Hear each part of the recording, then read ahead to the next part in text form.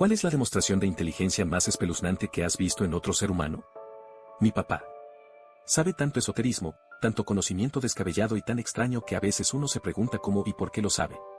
Un día, mientras él y yo charlábamos sobre un trabajo que él tenía antes de que yo naciera, empezó a hablar en detalle y con naturalidad sobre los procesos e ingredientes necesarios para convertir el anthrax en un arma, como polvo aerosolizado. Conocí a una señora que contaba pastillas en una farmacia prácticamente toda su vida. Una vez vio un envase de ibuprofeno que supuestamente contenía 100 pastillas y dijo que se veía raro. Lo contó y tenía 99 pastillas, una menos. Me quedé alucinada. Tuve que aprender alemán universitario en el ejército, una clase de 9 meses.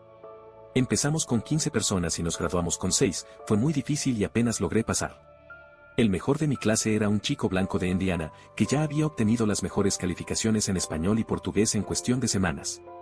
No solo dominaba esos idiomas con fluidez, sino que también podía cambiar de dialectos con fluidez, como el de República Dominicana y España, o el de Brasil y Portugal. Su historia era que las clases estaban programadas por un tiempo específico, con una fecha de entrega de informes ya fijada, bastante lejana, así que el Instituto de Idiomas de Defensa, nuestra escuela, no dejaba de darle clases de idiomas. Lo entendió y empezó a tomarse su tiempo en clase, pero a mitad de alemán entregó un libro de ciencia ficción que había escrito a nuestros profesores, completamente en alemán. Luego lo pusieron en árabe y luego en farsi, que eran escuelas de 1 año y medio cada una. Así que, durante los 9 meses que estuve allí para aprender a leer, escribir y hablar alemán, que ya tenía una alta tasa de reprobación, él hizo lo mismo con español, portugués, alemán, árabe y farsi, incluyendo diferentes dialectos y acentos, y escribió un par de libros. Antes de venir, dijo que sabía algo de español por su trabajo en la construcción después del instituto y que le gustaba la idea de ser lingüista, pero que nunca antes se había atrevido a aprenderlo. Aparte de los idiomas, parecía extremadamente normal, pero nadie sabía que escribía libros, ya teníamos unas 4 horas de tarea cada noche. Era una locura. Editar para añadir, éramos amigos y le pregunté cuál era su método. Dijo que su forma favorita de aprender era tomar canciones que conocía en inglés y luego traducirlas al nuevo idioma. El truco era que no las traducía palabra por palabra, sino que aprendía sobre la gente y decía la letra como la dirían. No tengo ni idea de cómo lo descubrió. No da miedo, pero al parecer mi profesor de álgebra del instituto se sabía el libro de texto de memoria. Estábamos trabajando solos en clase y nos costó resolver un problema. ¿Qué página y qué número de problema?, preguntó. Luego procedió a escribir el problema en la pizarra sin consultar el libro. Nos dejó atónitos. Una vez vi a mi primo con síndrome de Down empezar a golpear pelotas de golf en el campo de prácticas como si fuera el profesional del campo. De pequeño, iba a algunos de mis partidos y, de vez en cuando, lo llevaba al campo de prácticas porque le encantaba verme batear y subirse al carrito si jugaba. Un día, estaba trasteando con uno de mis güeyes y le ofrecí un par de bolas. De ninguna manera las estaba lanzando a cientos de yardas, considerando que es un pitching wedge, pero cada tiro era prácticamente idéntico al anterior. Constantemente las bateaba a 80 yardas dentro de lo que parecía una agrupación de 5 yardas. Desde entonces, he intentado que bateara más bolas, pero simplemente no quiere. Sin duda, lo más inesperado que he presenciado. Cuando estudiaba medicina, era amigo indirecto de un chico que nunca iba a la universidad. Se saltaba todas las clases y se reportaba enfermo en todas las prácticas y tutorías. La noche antes de los exámenes finales de segundo año, estuvo en mi casa y me dijo que se había pasado la última semana viendo todas las clases al doble de velocidad. Quedó entre los 10 mejores, de 300 estudiantes, en todos los exámenes. Y, fíjense, no solo se acordaba de todo, sino que tenía un conocimiento práctico y aplicable de todo lo que necesitábamos saber mucho mejor que la mayoría de los que asistieron. Siempre me estremecía al pensar que si se esforzara sería un monstruo de hombre, pero el tipo se contentaba con relajarse. Solía ir a la escuela con un chico genial. Era súper tímido e introvertido, pero su habilidad para resolver problemas complejos hacía que todos le pidieran ayuda, y con el tiempo se convirtió en un líder muy discreto en nuestra clase. Corregía a los profesores a diestro y siniestro, sacaba notas perfectas mientras todos los demás tenían dificultades, fotocopiaba su cuaderno impecable para que todos lo usaran, resolvía los exámenes varias veces con múltiples variaciones y errores, y los pasaba a la clase para que todos los copiaran. Hizo los proyectos finales de algunos alumnos por una tarifa, además del suyo.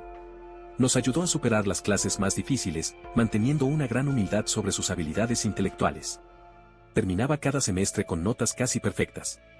Todos lo admirábamos. Una vez ayudaba a la mamá de mi amiga a llevar la guardería y le leía a una niña de unos 9 meses. Me di cuenta de que cada vez que leía algo en una página, por ejemplo, la rana que saltaba, ella la señalaba. Con el tiempo, empecé a hacerlo más difícil y a preguntarle dónde estaba la pelota. Era otra página, ella daba vuelta a la página y me mostraba la pelota.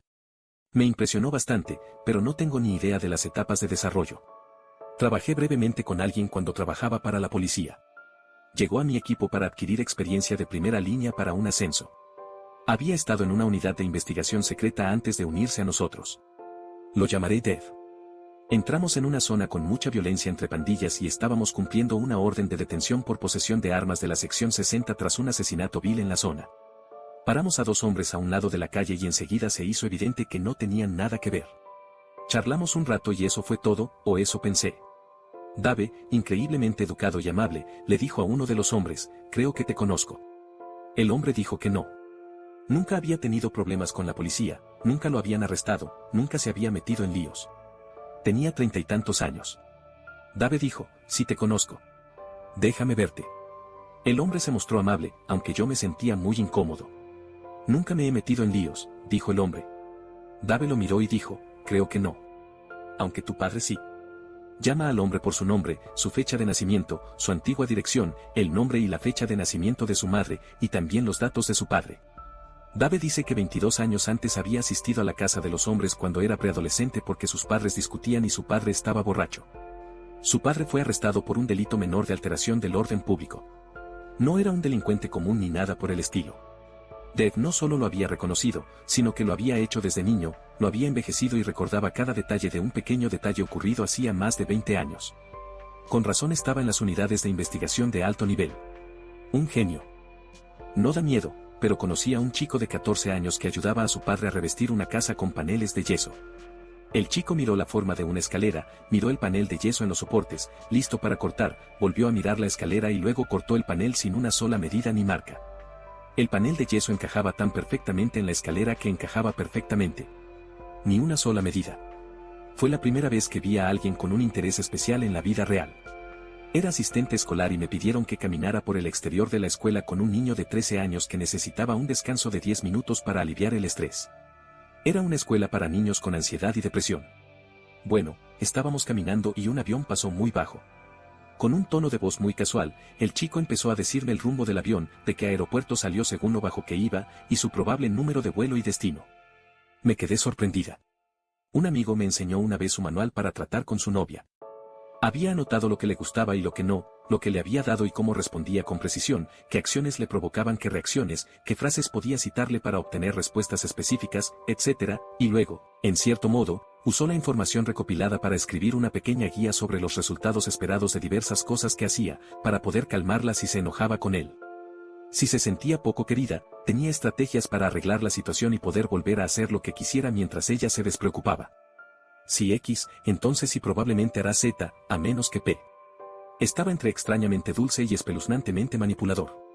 Tenía un amigo de la infancia con una memoria idéntica. Nunca olvida nada. En primaria, tenía muchos problemas porque no podía aceptar que la gente olvidara cosas y nadie tenía ni idea de que tenía esa capacidad. Así que, si alguien se equivocaba en algún detalle o algo parecido, pensaba que le mentían o intentaban engañarlo y se ponía histérico. No fue hasta los 15 años, más o menos, que la gente se dio cuenta de lo que pasaba. No es precisamente espeluznante, pero tenía un amigo que reprobó matemáticas en el colegio. Cuando le presentaban una selección de bebidas alcohólicas, incluso con cientos de tipos, podía calcular al instante la graduación alcohólica, el volumen y el precio para determinar cuál lo emborracharía más rápido. Mi primo es una especie de genio. De esos que no saben interactuar con los humanos. Durante una cena familiar, los niños estaban sentados a la mesa. Todos hablábamos de cosas de niños, juegos, series, teatro escolar, deportes y nos burlábamos.